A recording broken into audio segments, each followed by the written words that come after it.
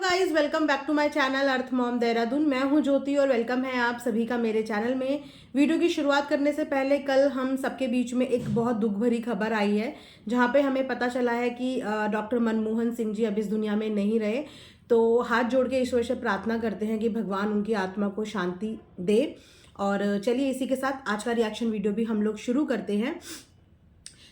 आजकल पिछले एक दो दिन से, इनफैक्ट आज से ही बहुत ज़्यादा सफाई अभियान चल रहा है। आप लोग समझ रहे होंगे कि मेरा इशारा किस तरफ है।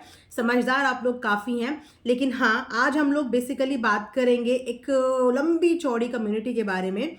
यानी कि एक कम्युनिटी पोस्ट आया है, अभी मेरे देखने से 2.5 घंटे पहले की ये कम्युनिटी है। और मैंने सोचा क्यों ना सबसे पहले इस कम्युनिटी के ऊपर ही हम लोग चर्चा करें। उसके बाद आज वैसे बहुत सारे टॉपिक हैं डिस्कस करने के लिए, लेकिन वन बाय वन हम डिस्कस करेंगे। एक टाइम पे एक ही टॉपिक के बारे में हम लोग बात करेंगे। तो यहाँ पे आज हम बात करेंगे जगत दीदी के भाई की कम्युनिटी के ऊपर, क्योंकि जगत दीदी के भाई की जो ट्यूबलाइट है वो काफ़ी समय के बाद जगी है। और आइए देखते हैं उन्होंने कम्युनिटी में क्या लिखा है। सबसे पहले तो इतनी लंबी चौड़ी कम्युनिटी है, वो भी शुद्ध हिंदी में। देख के साफ हम पता कर सकते हैं कि ये कम्युनिटी और ये लिखावट किसकी है, ये वर्डिंग्स किसके हो सकते हैं। लेकिन आश्चर्य की बात यह है कि ये सब कुछ एक इंसान अपने चैनल पे क्यों नहीं करता। हर बार हर किसी के कंधे का सहारा क्यों लिया जाता है, क्यों जो जवाबदाही सामने वाला बंदा है यानी कि जगत दीदी है, उनके अलावा उनके बिहाफ में हर कोई जवाब देने आता है, लेकिन जिस इंसान को जवाब देना चाहिए वही इंसान आके जवाब नहीं देता है। तो है ना बड़ा गोलमाल, ये चीज़ें समझ में नहीं आई। आखिर इनके किए की सज़ा कब तक इनके घर वाले या कब तक इनके किए हुए कारनामों के लिए हाथ जोड़ के माफ़ी इनके घर वाले मांगेंगे। व्लॉगिंग चैनल इनका पहले आया है, सारा ब्लंडर इन्होंने पहले किया है। तो आई थिंक ये सब चीज़ें अपनी कम्युनिटी में, अपनी वीडियो में और अपने चैनल में इनको दिखानी चाहिए, ये सफाई इनको देनी चाहिए और ये बात इनको उठानी चाहिए। लेकिन ये नहीं उठाती हैं, ये नहीं बोलती हैं। इनकी कम्युनिटी सिर्फ एक बार आती है, 2 बार आती है, 3 बार आती है, वो भी सिर्फ किसी लिए डराने धमकाने के लिए। उसके अलावा अपने ऊपर एलिगेशंस, अपना कोई तर्क, अपना कोई वितर्क, अपना कोई पक्ष, ये कभी भी अपने चैनल पे लेके नहीं आई है। तो हमेशा की तरह इस बार भी अपने भाई के कंधे पे बंदूक रख के इन्होंने चला दी है गोली। और अब देखते हैं कि भाई की कम्युनिटी में, कम्युनिटी तो भाई की है पर शब्द किसके हैं ये हम लोग समझ सकते हैं। तो आइए थोड़ी सी नज़र हम इनके भाई की कम्युनिटी पर डालते हैं। जिन परिस्थितियों का सामना डैश परिवार कर रहा है वो आपके सामने है। पिछले 45 दिनों में बस आरोप से ही डैश परिवार का स्वागत किया जा रहा है। पिछले 45 दिनों से डैश परिवार इस स्वागत को लेकर इतना खुश क्यों है?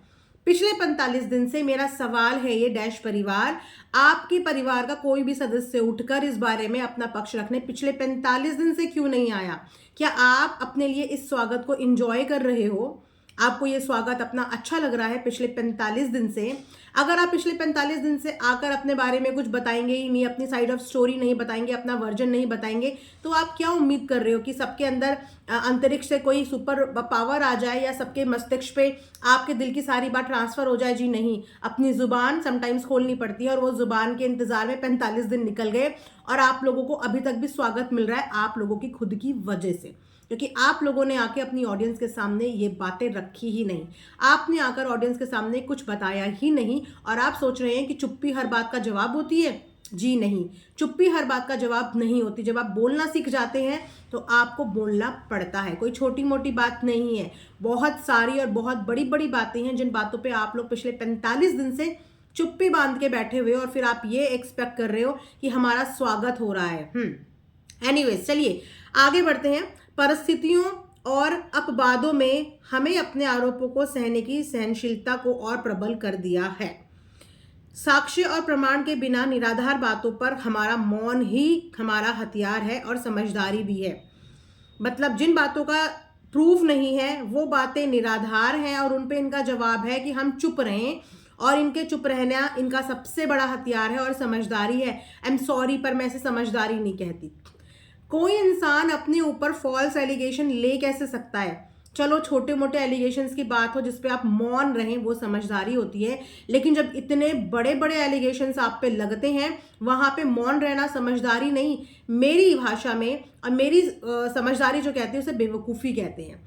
कि आप चुप रह के ना कई बार चीज़ों को हामी भरते हो, क्योंकि आप उन चीज़ों को नकार नहीं रहे हो, आप उन चीज़ों के लिए ना नहीं बोल रहे हो। छोटी मोटी चीज़ें जितनी अवॉइड कर सकता है इंसान उतनी अवॉइड करता है, वो समझदारी समझ में आती है। लेकिन जो इतने बड़े बड़े, इससे बड़े एलिगेशंस और कुछ नहीं हो सकते, लेकिन उन पर भी चुप रहना समझदारी है और ये आपका हथियार है? नहीं, ये आपकी बेवकूफ़ी है और ये आपका हथियार नहीं है, ये आपकी कायरता है। सॉरी, वर्ड कड़वे लग सकते हैं बट ये सच्चाई है और ये तमाम ऑडियंस यही सोचती है। तो एक रियलिटी चेक आपको मैं आप ही की कम्युनिटी पे देना चाहूंगी कि आप इन चीज़ों पे गौर करें। कभी कभी अपशब्दों की सीमा इतनी बढ़ जाती है कि सुनने और सहने की क्षमता प्रबल होकर ये बोलती है कि अब बस और विराम। कहाँ बोलती है? आपके मन में। अगर आप अपने लिए इतनी हद तक चीजें सुन लेते हैं, इतनी हद तक सुन लेते हैं और आपके मन की चीजें बोलती हैं कि बस विराम, लेकिन कहाँ बोलते हो आप ये विराम? अपने मन के अंदर आंख बंद करके विराम विराम विराम, और आपके विराम की आवाज दुनिया तक पहुंच जाती है। दुनिया सुन लेती है कि वहां से इस फैमिली ने बोला है विराम और चुप हो जाओ। ऐसा नहीं होता। अगर कोई इंसान यहाँ पे कुछ बोल रहा है ना, तो शट अप बोलने के बाद भी वो इंसान तब तक चुप नहीं होता जब तक वो अपनी बात पूरी नहीं रख लेता। और अगर आपको ऐसा लगता है कि कोई चीजें झूठे हैं, जिन चीजों के प्रमाण नहीं है, तो उन चीजों को आप दिखा दो सच, आप दिखा दो प्रमाण। लेकिन वहां पे आपने बोला है कि अब शब्दों की सीमा भी इतनी बढ़ जाती है कि सुनने की क्षमता भी प्रबल होकर ये बोलती है कि बस अब विराम, लेकिन वो इनके मन के अंदर बोलती है। यू नो गाइस, अभी तक सोशल मीडिया पे नहीं बोलती है वो कि बस अब विराम। कुछ बातों पर रोशनी डालते हुए आप सबसे डैश परिवार निवेदन करता है कि बिना प्रमाण के किसी भी बात पर यकीन ना करना ही समझदारी है। ओके, सबसे पहला, अच्छा, बाथरूम का सच। इंसान के चरित्र का ऐसा अपमान और उपहास करना बहुत आसान है, लेकिन परिस्थितियों को देखते हुए ये भी सहेंगे। क्यों सहेंगे? अगर आपको लग रहा है कि ये एक खाली उपहास कर रहे हैं, लोग अपमान कर रहे हैं और ये झूठ है, तो इसे सहेंगे क्यों? इस चीज को सहेंगे क्यों? सामने वाले से तो सहेंगे इसीलिए क्योंकि सामने वाले से तो हमारी लीगल चल रही है चीजें, उससे हम इसीलिए सहेंगे। और अभी आपको अपने चरित्र पे ये अपमान फील हो रहा है। ये चरित्र पे अपमान का सोर्स जहां से है, जो जड़ जहां से निकली है, क्या आपने एक बार भी उस जड़ को उखाड़ने की या काटने की कोशिश करी? क्या आपने उस समय पे आके अपनी ये आवाज बुलंद करके ये चीजें बोलने की कोशिश करी जब ये बात की शुरुआत हुई थी? मुझे लगता है कि जितने एलिगेशन शुरुआती दिनों में लगे हैं ना, ये बाथरूम वाला तो उसके सामने कुछ भी नहीं है। जो कोई भी इंसान आके ये बोल जाता है, कोई भी नहीं, खैर, एक इंसान आके ये बोल जाता है कि मेरा रिश्ता इससे भी बढ़कर है, उससे भी बढ़कर है, दोस्त से ऊपर, पति पत्नी जैसा, मेरा ये है, मेरा वो है, उस समय पे भी आपने आके कुछ नहीं बोला। उस समय पे भी आप चुप थे। उस समय तक तो कोई लीगल भी नहीं हुआ था। उस समय तक भी आके आपने इस बारे में कोई भी बात नहीं करी। और तब आप प्रमाण मांगते ना सामने वाले से, क्योंकि सामने वाले के पास शायद प्रमाण थे उस वक्त। तो आप लोगों ने बोलना समझदारी नहीं समझी, क्योंकि वाकई में सामने वाले के पास प्रमाण थे। जो आधे प्रमाण तो उन्होंने चैट के जरिए यहाँ पे दिखा दिए थे। तो शुरुआत चीज़ों की वहाँ से हुई थी। काश की आवाज़ आप उस दिन निकालते, उस दिन खोलते, तो आज ये बाथरूम का सच सामने आता ही नहीं। ऐसी कोई, अगर ये कहानी भी है तो ऐसी कोई कहानी उत्पन्न ही ना होती, पैदा ही नहीं होती, अगर आप उसी दिन आके अपनी चुप्पी, जिसको आप हथियार समझते हो बट वो हथियार नहीं है, वो एक कायरता है, अगर आप उस समय पे अपनी जुबान खोल के इस चीज के बारे में बोल देते या बता देते। चलिए, जिन्हें लोगों के पास प्रमाण है, जिन लोगों के पास भी इसका प्रमाण है और साक्ष्य, जो साक्ष्य है वो इस बात की पुष्टि करे। बिना साक्ष्य और प्रमाण के हम इस बात को सिरे से नकारते हैं। अगर साक्ष्य और प्रमाण है तो सामने आओ और बात रखो, इससे ज्यादा कुछ भी नहीं बोल सकते।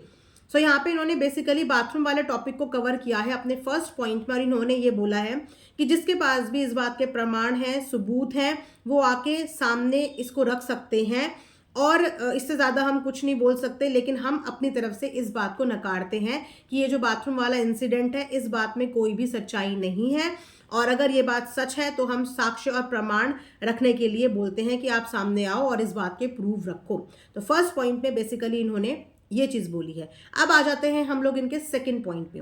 सेकंड पॉइंट पे इन्होंने लिखा है 11 नवंबर के बाद अगर कोई भी बातचीत हुई है हमारी तरफ से या किसी ने भी हमारी तरफ से कोई भी संपर्क रखा है तो इसका साक्ष्य और प्रमाण किसी के पास भी, चाहे वो कोई भी हो, तो वो मेरे पास भेज दे। अगर वो साक्ष्य और प्रमाण सही हैं तो मैं खुद आप सबके सामने रख दूंगा। बिना साक्ष्य प्रमाण सबूत के इन बातों पे जिक्र करना भी गलत है। 45 दिनों से अपशब्दों, दोषारोपण, अपशब्द के लिए बस अनुरोध यही है कि कृपा करके बिना साक्ष्य और प्रमाण के इन बातों को बढ़ावा ना दे। आपका प्यार और हमारे ऊपर जिन लोगों ने भी हमारे ऊपर विश्वास किया है, धन्यवाद। तो यहाँ पे इन्होंने बेसिकली मनीषा वाले सबूत के लिए काइंड ऑफ ये बोला है कि अगर बातचीत के कोई सबूत हैं, बातचीत के कोई सबूत हैं तो वो इनको भेजें। मतलब सोशल मीडिया पे इन्होंने जिक्र नहीं किया कि सोशल मीडिया पे लगा दो, हम इस बात की आपको आज़ादी देते हैं या हम इस बात की आपको अनुमति देते हैं कि अगर आपके पास एविडेंस है तो हमारी तरफ से आपको परमिशन है कि आप वो डंके के चोट पे सोशल मीडिया पे रखें। ये स्टेटमेंट नहीं है। स्टेटमेंट ये है कि अगर आपके पास इस बात का कोई प्रूफ है कि 11 नवंबर के बाद बातचीत हुई है तो आप वो मुझे भेजें। मतलब कि इनको, जगत दीदी के भाई को, मनीषा और सुचिता जिनके पास भी प्रूफ है वो इनको भेजें और उसके बाद वो ये चीज़ें देखेंगे। सबसे पहली बात कि अगर मनीषा इस चीज़ में झूठी होती, मनीषा ने 4 दिन पहले कम्युनिटी डाली है, 4 दिन पहले, और 4 दिन के बाद इनका जवाब आ रहा है। इतने 4 दिन से ये क्या कर रहे थे? इतने 4 दिन से ये लोग मनीषा पे दबाव बना के उसका मुंह बंद कर रहे थे। क्या कर रहे थे 4 दिन से? 4 दिन बाद ये जागे हैं इस टॉपिक को लेके, मनीषा के सबूतों को लेके, जब उसको दबाव बना के, उस पर प्रेशर देके उसको चुप करा दिया गया है तब उसके बाद ये एक्सपेक्ट कर रहे हैं कि मनीषा इनको सबूत दे पहले ऑफ कैमरा, फिर ये देखेंगे। ताकि मनीषा ने जो चीज़ें मनीषा के पास हैं गाइज, जहाँ तक आइडिया हमें सुचिता की लाइव देख के लगा है, उनके पास कॉल डिटेल्स हैं। आप समझ रहे हो ना, कॉल डिटेल्स हैं और उनके पास चैटिंग है, क्योंकि लैपटॉप के अंदर कहीं ना कहीं जगत दीदी का अकाउंट व्हाट्सएप लॉगिन पड़ा हुआ था। और अगर डिटेल्स निकाली हैं तो आप जानते हैं कि डिटेल्स निकालना भी काइंड ऑफ इलीगल होता है। ठीक है, अगर उन्होंने एक बार इनको भेज दिया तो मुद्दा ये नहीं रह जाएगा कि इसके अंदर क्या डिटेल्स निकली हैं, मुद्दा ये रह जाएगा कि तुमने बिना परमिशन ये डिटेल्स किससे निकलवाई, और जिसने ये निकलवाई वो बंदा फंस जाएगा। मनीषा के पास तो आई, लेकिन आप जानते हैं कि मनीषा के इतने सोर्सेज नहीं है कि वो किसी की कॉल डिटेल्स निकाल ले। डेफिनेटली मनीषा की किसी ना किसी ने हेल्प करी होगी इस चीज़ में। ठीक है, और मुद्दा ये नहीं रह जाएगा कि उसमें सबूत कितने निकले हैं, मुद्दा ये रह जाएगा कि ये काम करवाया किसने। तो ऑफ कैमरा ये चीज़ें क्यों चाहिए। और एक बात और नोटिस करना, जो सुचिता ने अपनी लाइफ में बोला था कि सबूत तुम्हें हमसे क्यों चाहिए, आपके घर में जीता जागता सबूत है। आपके घर में आपकी बहन का फोन अपने आप में पूरा सबूत है। तो जिस डिटेल्स की बात वो कर रहे हैं, ये खुद भी तो अपनी बहन की डिटेल्स निकाल सकते हैं, क्योंकि जो बंदा किसी चीज़ को ओन करता है, ये अगर मेरा नंबर है, ये मेरा फ़ोन है, तो मैं अपने फ़ोन की डिटेल्स निकाल सकती हूँ, निकलवा सकती हूँ। ये मेरी प्रॉपर्टी है, इस पे मैं कर सकती हूँ। तो दूसरे से जिस डिटेल्स के आप प्रूफ मांग रहे हो कि हमें प्रूफ दे दो, हमें प्रूफ दे दो, उन्होंने तो बाकायदा बताया है कि मल्टीपल बार बात हुई है, मल्टीपल बार बात हुई है, कॉल भी सामने से आई है। इसका मतलब उनके पास डिटेल्स हैं कॉल की, जो डिलीट नहीं हो सकती। चैटिंग करके आप रिमूव कर सकते हो, चैट करा डिलीट करा, चैट करा डिलीट करा, लेकिन कॉल डिटेल्स को आप डिलीट नहीं कर सकते। तो भैया जी, आपको उनसे क्यों प्रूफ चाहिए? आप अपनी बहन का खुद निकाल लीजिए ना डिटेल्स, आप खुद डिटेल्स निकाल लीजिए और उस डिटेल्स में आप खुद चेक कर लीजिए। अगर सामने वाली बंदी ने आपको फ़ोन किया है तो झूठ तो कोई फ़ोन नहीं करेगा ना। अगर सामने वाली बंदी आपकी बहन की शिकायत करने के लिए आपको कॉल कर रही है, किसी की बीवी आपको कॉल कर रही है और कॉल करके ये बोल रही है तो वो बिना प्रूफ के किसी के घर पे फ़ोन नहीं करेगी।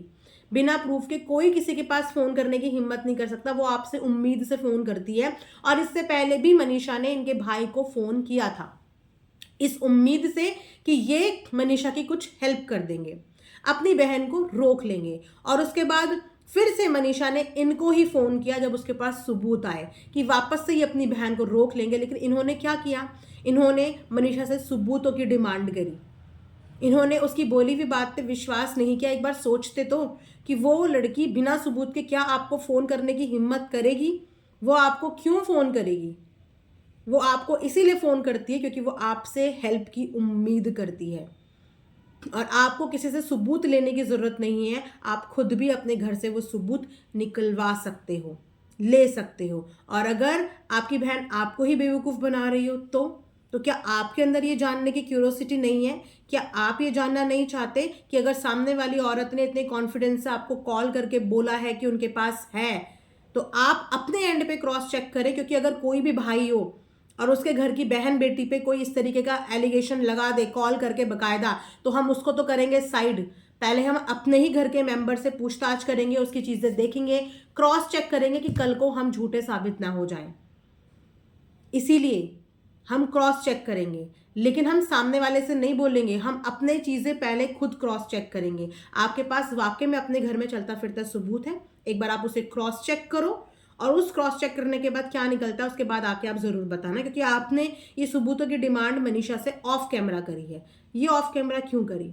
अगर आपको डर किसी बात का नहीं है और आपको लगता है कि ऐसा कुछ भी नहीं है, तो आपने ऑफ कैमरा क्यों डिमांड करी? आप उसे बोलते कि परमिशन है, आप सोशल मीडिया पे दिखाओ, आप ये चीज़ें सोशल मीडिया पे दिखा सकते हो। लेकिन अब सब जानते हैं कि अब मनीषा नहीं बोल पाएगी।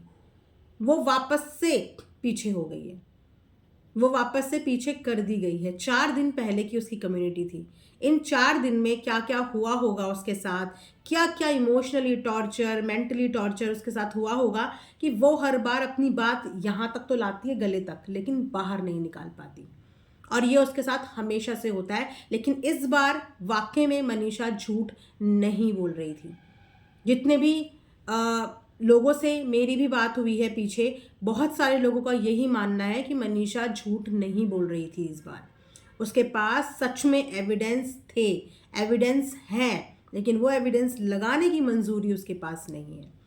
वो उन चीज़ों को अब लगा और दिखा नहीं सकती, क्योंकि वो अपने आप इन चीज़ों में फंस जाएगी अगर उसने ये चीज़ें दिखा दी या ये चीज़ें लगा दी। क्योंकि सुचिता ने इस बात पे बोला था कि उसने भी अपनी आंखों से ये चीज़ें देखी हैं। 3-4 लोग ऐसे हैं जिन्होंने अपनी आंखों से एविडेंस देखे हैं, लेकिन बस मजबूर कर दिया गया है उन्हें कि वो इन चीज़ों को नहीं लगा सकते। ये जो जगत दीदी के भाई हैं ना, अपनी बहन को रोकथाम करो। हो सकता है कि आपकी बहन आपको भी बेवकूफ़ी बना रही हो और आपको भी इस बारे में पता नहीं चल रहा हो। इसीलिए शायद दूसरी औरत की तकलीफ़ और परेशानी समझ में नहीं आपको आ रही है। वो औरत एक आम सी लड़की जो आज की डेट में डिटेक्टिव बनी हुई है, जो चैट्स देख रही है, सोच रहे हो कि उसके अंदर कितनी इनसिक्योरिटी है, सोच रहे हो कि उसकी ज़िंदगी कितनी दांव पे लगी हुई है, उसकी कैसी तकलीफ़ें उसके साथ है। उसके पति ने बोला स्पेस चाहिए, उसने स्पेस दिया। बोला 2 महीने का 3 महीने का टाइम चाहिए, उसने 2 महीने 3 महीने का टाइम दिया। लेकिन 2-3 महीने का टाइम का मतलब होता है अपने अंदर वो चीज़ों का सुधार लाना। ये नहीं होता कि 2-3 महीने के अंदर हम कुछ और प्लान कर रहे हैं, कुछ और प्लानिंग कर रही हैं, और मनीषा ज़िंदगी में सिर्फ एक ऑप्शन है कि अगर ये ऑप्शन फेल हो जाता है तो एक ऑप्शन हमारे पास हमेशा अवेलेबल रहे। वो डिटेक्टिव की ज़िंदगी जी रही है इस वक्त में। मेरा पति क्या कर रहा है, कब कर रहा है, क्या से क्या वो लड़की कर रही है, और सब कुछ पता होने के बावजूद भी उसको मुंह से बोलने की आज़ादी नहीं है। वो अपने मुंह से कुछ बोल नहीं पा रही है, तो वो झूठी नहीं है। इस बार वो झूठी नहीं है, ये उसकी बॉडी लैंग्वेज बता रही है, ये उसकी मजबूरी बता रही है। और उनके पति का जो वीडियो आया था ना उसका मुंह बंद कराने के लिए, वो वीडियो साफ तौर पे बता रहा है कि उन्होंने इनडायरेक्टली डायरेक्टली बोल दिया, घर की दीवार से बाहर बात नहीं जानी चाहिए, कोई भी चीज़ बाहर नहीं जानी चाहिए, कोई बाहरी घर के अंदर नहीं आना चाहिए, वरना मैं रिश्ते तोड़ दूंगा, नाते तोड़ दूंगा, या मैं अपने साथ कुछ कर लूँगा। ऐसे में एक औरत क्या करे? ऐसे में एक परिवार क्या करे? क्या करे? तो 4 दिन बाद इन भैया जी की ट्यूबलाइट जली है, 4 दिन बाद मांग रहे हैं, जब इन्हें पता है कि वो अब दे ही नहीं पाएगी, तब ये मांग रहे हैं। एनीवेज, मैंने सोचा चलिए इनकी कम्युनिटी हम थोड़ी सी पढ़ लेते हैं, थोड़ा सा एनालाइज इनकी कम्युनिटी को कर लेते हैं, और थोड़ा सा इनकी भी ट्यूबलाइट जो बहुत देर में जलती है उसको हम थोड़ा सा चार्ज कर देते हैं कि अपनी ट्यूबलाइट को थोड़ा सा जल्दी जलाया करो। और कोई भी भाई अपनी बहन का दुश्मन नहीं होता, मैं ये भी मानती हूँ, कोई भी भाई अपनी बहन का दुश्मन नहीं होता, लेकिन अगर आप अपनी बहन की गलतियों को ढाक रहे हो अभी भी, तो आप अपनी बहन के सबसे बड़े दुश्मन साबित हो जाओगे। जिस तरीके से मनीषा वहाँ पे स्ट्रिक्ट है ना, चीज़ें कर रही है, एक औरत होके चीज़ें कर रही है, एक मामूली 24 साल की लड़की जिसको शायद ज़िंदगी का ज़्यादा एक्सपोजर भी नहीं है, वो एक डिटेक्टिव बन के अपने पति की सारी चीज़ें रिकॉर्ड सब कुछ कर रही है। ये काम भ्राताश्री आपको भी करने चाहिए अपनी बहन के लिए। ब्लाइंडली ट्रस्ट मत करो। बहन ने बहुत धोखे दिए हैं ना, और इन भाई ने खुद बोला था कि इन्हें इस बारे में पता ही नहीं था, बहुत बड़ा धोखा बहन ने दिया है। तो जो वहां पे वो 24 साल की लड़की अपने पति के लिए कर रही है ना, पूरा का पूरा चीजें, वो शायद आपको भी अपनी बहन के लिए करनी चाहिए। यानी कि तहकीकात, यानी कि चेक कि आपकी बहन क्या कर रही है, वो आपको भी यहाँ पे करना चाहिए। तो शायद आपको भी पता चलेगा कि सच क्या है और झूठ क्या है, और आपको किसी की भी सबूत की ज़रूरत यहाँ पे नहीं पड़ेगी। तो ये था मेरा एक छोटा सा रिएक्शन वीडियो। आई होप कि आप लोगों को पसंद आया होगा। पसंद आया होगा तो कमेंट सेक्शन में कमेंट करके ज़रूर बताना। मिलेंगे नेक्स्ट वीडियो में, तब तक अपना ढेर सारा ध्यान रखिए। जिन्होंने चैनल को सब्सक्राइब नहीं किया है, प्लीज़ चैनल को सब्सक्राइब भी करिए। Thanks for watching earth mom Dehradun.